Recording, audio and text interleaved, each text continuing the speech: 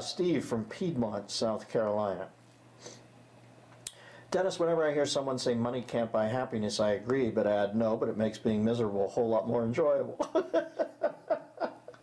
That is perfect. And trust me, I've been broke. It doesn't buy happiness, but you are right. Broke is a pisser.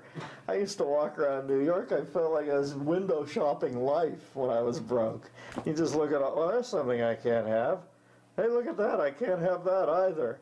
It was a pretty morbid exercise. So to have some money, definitely preferable. But you're right. Doesn't make you happy. And indeed, if you're innately unhappy, the money tends to isolate your unhappiness, like that black crushed velvet cloth they put under this gemstone before you put the loop on.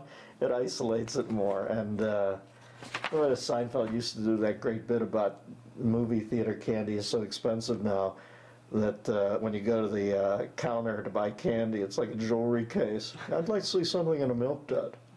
And they put the milk dud down on the black crushed cherry. So genius. What is that, 4-carat dud? That's nice.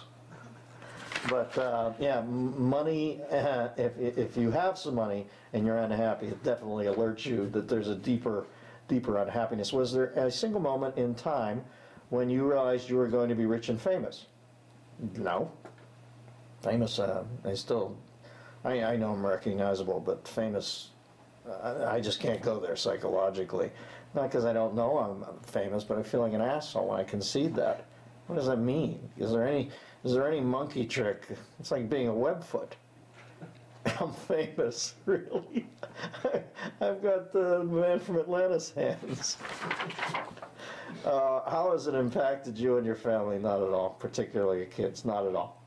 It doesn't enter my interaction with my kids, and they seem rather disdainful of it. I do know this about kids: if they feel somebody is more covetous of your time when you're famous, or whatever famous is, and it's taking away from their time, they get pissed. I've seen that with a lot of famous people's kids, where they'll go so far with the autograph thing. The kids, the parents are usually more amenable, because to be honest, I used to say to McEnroe, we'd be in Vegas and he'd stop down and lecture about the autograph. I'd go, John, just sign it. We could be on our way.